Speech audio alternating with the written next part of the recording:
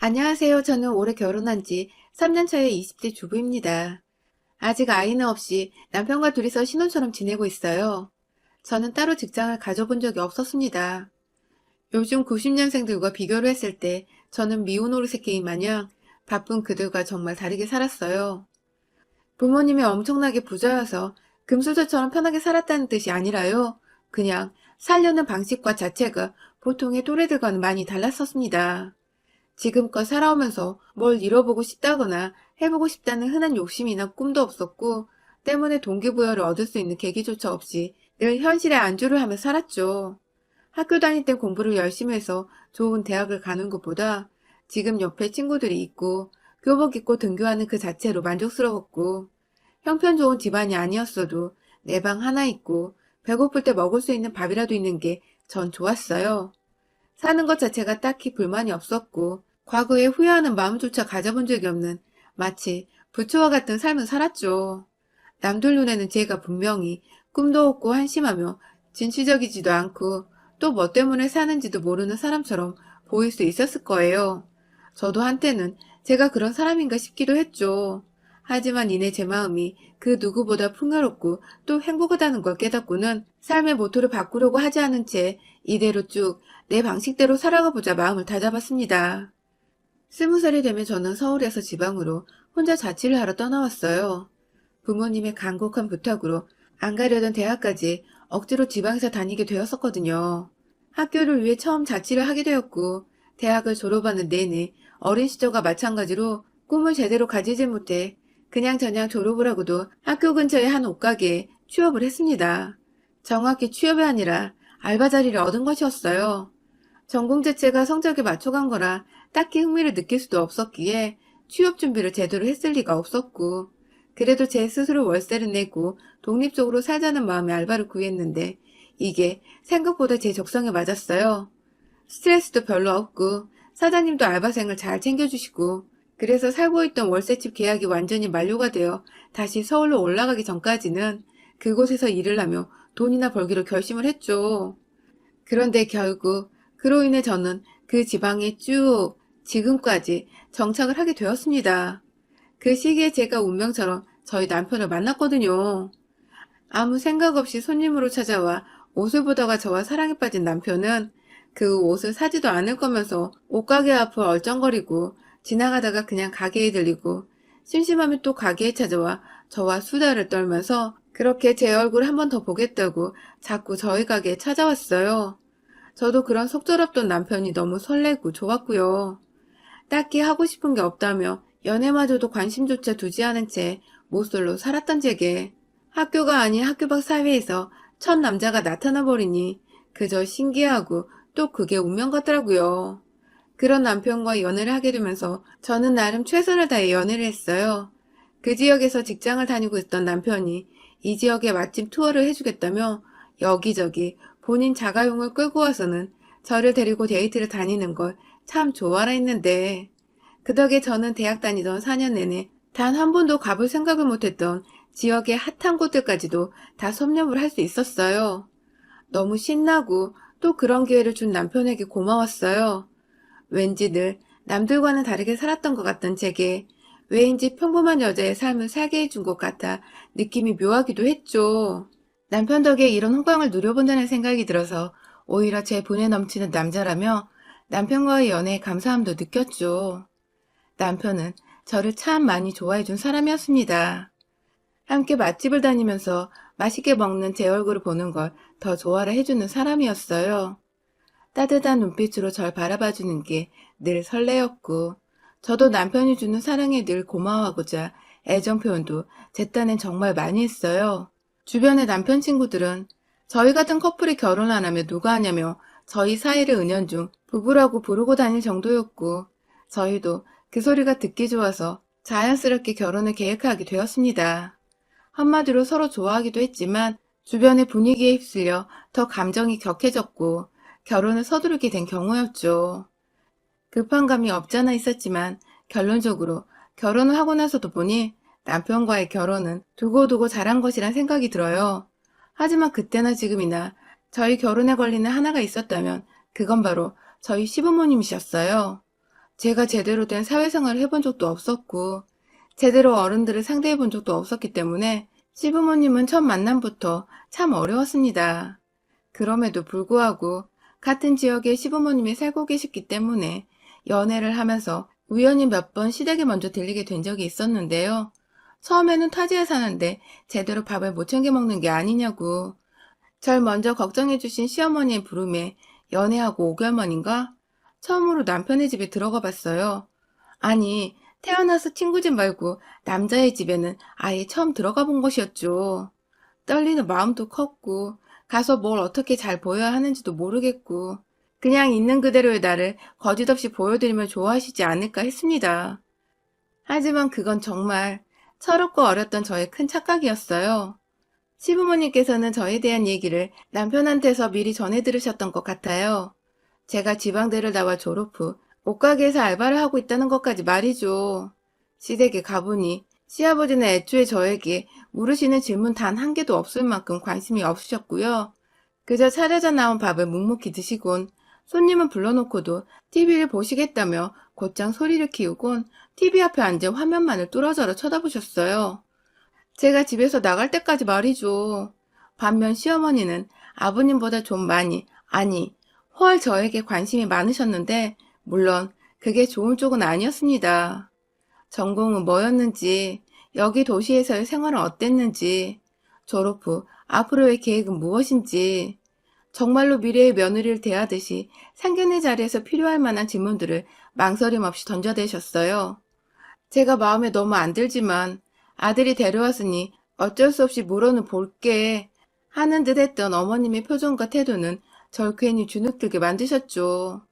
그러다 마지막쯤 물어볼 걸 다 물어보신 어머님은 저희 부모님에 대해서도 물어보시더군요. 분명 그 자리는 혼자 자취하는 제가 안쓰러워 불러주신 식사 자리였는데 말입니다. 저희 부모님은 아주 평범한 분들이십니다. 아버지는 조그만 회사를 다니시던 분이셨고, 어머니는 간간히 돈이 필요하실 때면 동네 아주머니가 하시는 식당에서 야간 아르바이트를 도와드리며 용돈을 버시곤 했어요. 딱히 내세울 것이 있지는 않았지만 그렇다고 저희 부모님을 제가 나서서 부끄러워한 적도 없었습니다. 그런데 이 말을 하자마자 시어머니 표정은 거짓말처럼 급 변하셨어요. 급기야 제가 바로 앞에 있었는데도 남편을 따로 안방으로 불러 데려가시더라고요. 마치 제 욕을 할 거니까 잠시 전 자리에서 좀 빠져달라는 식으로 말이죠. 그리고는 안방에서 몇 번의 소란이 있었습니다. 쟤는 안 된다는 어머님의 외침과 밖에서 다 듣겠다고 말리는 남편의 절규. 뭐 그 정도요. 저를 향해 지방대 나와서 취직도 못하고 알바를 하고 있는 애랑 교제를 한다는 아들을 어느 엄마가 안 말리겠냐며 연애까지 하던지 결혼을 할 거면 부모 얼굴을 안 보던지 알아서 하라는 식의 거친 말들이 연일 쏟아졌는데 제자리에 앉아서는 정말 쥐구멍으로 숨어버리고 싶더라고요. 전 아직 이 집에 있는데 제 욕이 제 귀로 다 들려오는 이 상황. 너무 어색하고 기분 나쁘고 그런데 티는 낼 수 없고 이 적막의 시간은 곧 끝이 났어요. 방에서 나온 남편은 저를 향해 미안하다며 이렇게 세워 나가려 했고 저도 그 과정에서 잠깐 어머님께 인사라도 드리려고 뒤로 돌아봤는데 아주 식겁을 했죠. 두 팔을 허리에 올리시고는 입으로는 뭔가 욕설을 걸쭉히 중얼거리시며 절 죽일 듯이 노려보고 계셨던 어머니. 그게 저와 시부모님의 첫 만남이었던 일이었습니다. 그날 자취방으로 돌아와 혼자 냉장고 안에 든 맥주 한 캔을 따는데 그 소리를 듣자마자 안도감이 들었는지 갑자기 눈물이 터져나왔어요. 남편은 밤새도록 제가 괜찮은지 확인을 하느라 몇 번이고 전화와 문자를 보냈지만 저는 하나도 답을 하지 않았죠. 이런 취급까지 받아가며 결혼을 하고 싶지가 않았으니까요. 하지만 정말 희한했습니다. 남편이 자꾸 미안하다고 매달리니 이 사람이 좋아서였는지 남편이 금세 또 보고 싶어졌고 그로부터 일주일 정도 후 시어머니가 저를 다시 초대를 한 것이었죠. 남편이 그간 얼마나 지랄을 했으면 아들한테서 완전히 넉다운 돼서는 저한테 사과할 기회를 달라며 또 집으로 초대를 하셨을까 싶어서 괜히 저도 궁금하더라고요. 뭐라 사과를 하실지. 다시 찾은 집에서 어머님과 아버님은 사뭇 달라 보이셨어요. 보다 제게 친절하셨고 기분이 나쁠 만한 말은 신경 써서 거르고 계시다는 게 눈에 다 보일 정도였죠. TV만 보던 아버님은 억지로라도 대화에 있어 보려 할 말도 없으신데 제 옆에 꼭 붙어 계셨고, 어머님은 뭔가 많이 불편해 보이셨지만 제 기분 맞춰주신다고 전처럼 무리한 모습은 보이지 않으셨어요. 그리고 그날 이후로 두 번의 만남을 집에서 더 가지며 저희 커플은 어떻게 하다 보니 결혼 승낙을 받게 되었고 결혼을 했습니다. 그 사이 저희 부모님이 지방으로 내려와서 상견례 자리도 가졌었는데 그때도 부모님께 한 차례의 결례도 없이 세상 예의 있고 선한 모습이셨고, 그 바람에 지난날 시부모님이 절 반대했었다고는 상상도 못한 저희 부모님은 이런 결혼 자리가 또 어디 있겠냐며 적극적으로 저희 두 사람의 결혼을 지지해 주셨죠. 저도 시부모님이 다 변하신 줄 알고 멋모르고 좋아라 했고요. 하지만 결혼 생활 3년 차인 지금 저는 그 모든 이유가 다 이해가 되었습니다. 그건 오로지 저를 괴롭히기 위한 저희 시어머님의 확고한 작전이었다는 것을요. 살아보니 남편은 꽤나 시부모님께 큰 소리를 잘 내는 사람이더군요. 아들이 남편 딱 하나뿐이었던 저희 시부모님은 그런 남편의 말을 껌뻑 죽거나 혹은 무조건 복종을 하는 식의 약간 평화로운 가정의 모습과는 대비가 되는 그림이었습니다. 그렇다고 남편이 폭력적이거나 마냥 거친 사람은 절대 아니었지만 왜인지 필요 이상으로 시부모님이 아들 앞에서 기죽어 사는 모습이었죠. 아마도 저와의 결혼을 반대한다고 제 앞에서 큰 소리를 내고 난 그날 후에도 남편이 저 없을 때 집에 가서 된통 한바탕 난리를 피웠겠구나 하고 예측이 충분히 가능하더라고요. 그 덕에 제가 남편과 결혼하긴 했지만 사실상 결혼한 후 남편이 늘 제 옆에 있지 않는다면 남편의 힘은 무용지물과 다름이 없었습니다. 결혼을 하며 저는 이 지방도시에 완전히 정착을 하게 되었습니다. 취업할 능력이 없기도 했고 남편의 뜻에 따라 알바도 그만두고서 주부로만 지냈고요. 그런데 시어머니께서 남편이 출근하고 제가 집에 혼자 남아있으면 절 그렇게 시댁으로 직접 부르시더라고요. 처음엔 같이 밥만 먹자 하시더니 점점 요리를 가르쳐 주겠다, 혹은 같이 요리 좀 하자는 무언가 제 도움을 필요로 하는 이유로 절 불러내셨어요. 지난 3년 내내 저는 시댁에 이유 없이 불려가 어머님 옆에서 말동무가 되어드리며 집안의 반찬까지도 직접 담궈내야 했어요. 네, 완전히 가사도우미 격으로 시댁에 불려갔던 것이었습니다. 반찬만 만드는 거면 차라리 편했어요. 제가 혼자 부엌에서 요리 한 상 차려놓고 반찬만 만들어 놓고 나오면 되었으니. 하지만 명절에 명절 음식을 준비하거나 김장철이 되면 여기저기 어머님과 어머님 친구들까지 모두 한자리에 모여서 다 같이 요리 품앗이를 하는 바람에 일거리가 정말 상당했습니다. 다른 집들은 정성이 중요하다면서 남의 손을 타지 않던데 저희 어머님은 그닥 지사가 중한 집안도 아니었고 주변에 비슷한 친구분들이 많으셔서 그런지 사소한 명절 음식부터 김장까지도 다 친구분들과 함께 해결을 하셨어요. 그 바람에 저는 안 그래도 어려운 시댁에서 시어머니 친구분들까지 상대를 해야 했죠.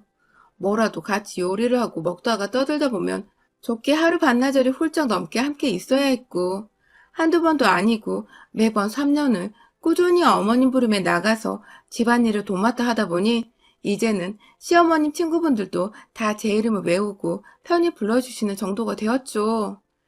그렇게 나가면 저는 정말 허리가 끊어져라 일을 했어요. 한 6명 정도 모이시는 어른들 사이에서 가위과자 와라, 양념 더 쳐라, 시다버리를 다 들어야 했고, 집에 오면 아직 20대인데 허리가 끊어지는 기분이 들 정도로 몸이 피곤했어요. 그래도 큰 미움 없이 이렇게 찾아주고 불러주시는 것만으로도 결혼 생활 중 다행이라 생각을 하며 찾아갔던 것인데, 얼마 전 그랬던 저의 마음을 몽땅 쓰레기통에 집어넣게 만든 일이 생겼습니다. 그날도 역시나 남편이 출근하고 혼자서 여유롭게 빨래를 돌리고 있는데 시어머니 전화가 걸려왔어요.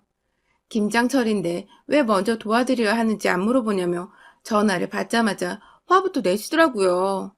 저는 졸지에 사과부터 드려야 했고 바로 시어머니 부름을 받고 또 시댁에 달려갔어요. 가보니 예고도 없이 시댁 거실 한가운데에 시어머니 친구분들이 쪼르르 앉아 계셨습니다. 인사를 드렸으나 역시나 저는 본체만체하며 본인들 수다 떠는 것에 정신 없으시더군요. 조용히 혼자서 어머님들 따라 장갑을 끼고서 자리에 앉았습니다. 그리고 어머니 눈치를 보며 비비고 계시던 양념에 도와드리겠다고 손을 쭉 넣었어요. 그런데 그 순간 절 본체만 채 하고 계셨던 어머님이 "어우 예!" 하면서 제 손등을 딱 때리시더라고요. 어설프게 손을 섞지 말라는 뜻이었죠. 그 바람에 전 사람들 틈에서 무한하게 손을 빼내 그 자리에서 얼음처럼 가만히 앉아 있었고, 시어머니는 그런 저를 보며 하시고는 다시 친구분들과 수다를 떨며 김장 양념을 버무리셨습니다. 어머님들이 나누시는 대화의 주제는 늘 한결같았어요. 자식 자랑 얘기, 아니면 결혼하고 나서 생긴 며느리 얘기였죠. 어머님 친구분들 자녀들 중에는 아들이 하나씩 꼭 있었고, 다들 나이대가 저희 신랑과 비슷해서 결혼을 했거나 결혼할 사람이 다 있었는데요. 그 바람에 저는 꼭 모르는 여자들의 스펙부터 시작해서 그 여자들이 시댁에서 시어머니께 하는 행동을 들어야 했습니다. 대체로 자기 자랑을 많이들 하시는 분들이시라 며느리 얘기도 대다수 칭찬으로 가득했어요. 좋은 대학 나와서 손주 머리가 좋을 것 같다며 며느리가 똑똑한 걸 자랑하는 분도 계셨고, 사돈 집안이 좋아서 애물애단을 가득 해왔다며 좋아 죽으려는 분도 계셨죠. 며느리가 변호사라서 바빠 얼굴 보기 힘들다고 보기 좋은 투정을 부리는 분도 계셨고, 아무튼 다들 저희 어머니가 들었을 때 배 아파 죽는 그런 말들을 던지며 하하호호 웃고 계셨어요. 문제는 제 옆에 계시던 시어머니가 그 소리를 들으며 아무 말도 못 하시더라고요. 평소 말도 많고 웃음도 많으신데 꼭 다른 집 며느리 자랑 얘기만 나오면 입이 꾹 다물어지시는 어머님의 태도는 전 늘 죽을 죄를 지은 죄인 마냥 그런 어머니 보기가 죄송해 고개를 숙이고 있어야 했어요. 함부로 말을 꺼낸다가는 어머님이 닥치고 가만히 있으라며 제게 화풀이를 하실 게 뻔했으니까요. 뭐라고 있어야 할까 싶어 잠시 두리번거리다 뒤에 소금물에 담겨져 있는 배추가 보였어요. 각자 20포기씩은 가져가려고 하신 건지 큼지막한 바구니 여러 개 안에 거의 100포기가 훌쩍 넘는 배추들이 담겨 있었죠. 괜히 자리에서 안 보이는 게 낫겠다며 뒤로 빠져서는 물에 덜 담궈진 배추를 혼자서 이리저리 잘 섞고 있는데, 뒤에서 또다시 익숙한 시어머니의 고함 소리가 들렸어요. 그리고는 이내 제가 손을 담그는 그 소금물 안으로 뭔가 시뻘건 뭉텅이가 투척이 되었죠. 아무래도 시어머니가 저한테 김치 속을 던지시려다가 그게 바구니 안으로 투척이 된 듯 했습니다. 너무 놀래서 몸을 피하며 뒤를 돌아보니 시어머니는 도대체 어느 부분에서 화가 그토록 나신 건지 씩씩거리며 제게 "가만히 있으랬는데 왜 자꾸 주변에서 얼쩡거려?" 하며 2차 고함을 지르셨고, 졸지에 주변에 계셨던 어머니 친구분들까지 모두 하던 대화를 멈추고 일제히 저와 시어머니를 바라보셨어요. 한 사람이라도 며느리한테 너무한 거 아니냐고 쓴소리를 할 법도 한 상황인데 정말 아무도 시어머니께 뭐라 말하는 사람이 없더군요. 모두의 관심 속에서 철저히 관심거리이자 외톨이가 된 그 순간, 시어머니는 친구분들 사이에서 자신만 자랑할 며느리의 장점이 없다는 생각에 속에서 천불이 날 대로 나셨던 건지 좀 더 거친 숨소리를 몰아치시며 씩씩거리셨고, 급기야 빨간 김치 속에 다 묻어있는 장갑을 낀 채 저의 긴 머리를 잡아 끌어올리셨어요. 순간 끌려진 제 표정에 본인도 흠칫 당황한 듯 보였지만 이내 친구들 앞에서 더 망신살을 당하고 싶지 않았던지 제가 완전히 자리에서 일어서자 방 안으로 들어가 있으라는 손짓을 지으며 말하시더라고요. "공부도 못해 친정도 묵사발해 능력도 없고 넌 왜 사니?" 하고 말입니다. 우리 아들이 너만 아니었으면 결혼하려던 여자들이 줄을 섰었는데 여우 같은 애 하나 때문에 수준 미달의 며느리가 집안에 들어왔다며 시어머니는 보란듯이 아들 자랑을 하며 며느리인 저를 까내리셨고, 결국 저도 참을 대로 참았단 생각에 그 소리를 듣고만 있을 수 없었습니다. 호구 잡혀서 이런 취급을 받는 것도 정도가 있지. 제 머리카락에는 김치 속이 묻어나고 여기저기 시어머니 때문에 어지럽혀진 것이 정말 냄새도 나고 다 짜증나고 미쳐버릴 것 같았어요. 그만 저도 "야!" 하면서 시어머니께 고함을 질러버리고 말았습니다. 참다 참다 순둥이 며느리였던 제가 터져버리고 만 것이었죠. "이게 보자보자 하니까?" 하면서 인상을 팍 쓰고는 시어머니 앞으로 다가갔어요. 순간 제 태도에 겁먹은 시어머니가 뒷걸음질을 치렀다 말았죠. 그러다 시어머니는 이내 상대가 저라는 걸 되새기셨는지 다시금 제게 어디서 소리를 지르고 지랄이야? 하면서 친구들의 공감을 구하며 막 저를 향해 개념 없는 며느리라 욕을 하기 시작하셨어요. 그리고 친구분들은 모두 어머님 말씀에 동의를 하려고 또 여기저기 수근거리는 소리가 들리려 했는데 그 순간 제가 시어머니 뒤에 있던 바구니 안 소금물에 절여져 있던 그 배추 포기 하나를 끄집어 올렸습니다. 주르르 흐르는 소금물 소리가 아주 풍금을 울리던 그때 풀이 확 죽어있던 배추 포기를 그냥 확 시어머니 면상을 향해 던져버렸어요.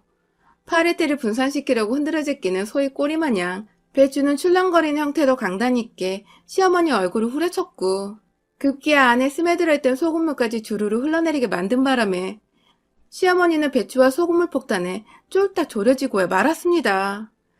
그리고 저는 시어머니뿐만 아니라 그 자리에서 시어머니의 갑질에 동조하고 방금만 하던 친구분들을 향해서도 배추 포기를 들어 투척을 하며 온 집안 구석구석을 소금에 절여진 배추와 소금물로 가득해지도록 난장판을 만들어버렸어요. 그리고는 다신 절 부르지 말라고 시어머니를 향해 삿대질을 하곤 남아있던 배추 절이던 바구니들과 김치 속 담그던 대야까지 다 엎어버리고는 그 자리를 빠져나왔어요. 혹여나 싶어 남편에게 먼저 그날 시어머니께 당한 모욕을 모두 털어놓고 배추로 조금 난장판을 치고 왔다고 고백을 하니 남편은 오히려 푹 웃으면서 이제야 솔직해졌다며 오히려 잘했다고 절 칭찬해주더라고요. 남편도 그간 시어머니께 왜인지 당하고만 살던 제가 보기 안쓰러웠던 것이었습니다. 결국 저는 그 난리를 쳐놓고도 오히려 남편의 응원을 받았고 동시에 시어머니의 코를 완전히 납작하게 만들어버리고 그간 당했던 시집살이를 완전히 일단락시켰답니다. 여러분의 생각은 댓글로 남겨주세요.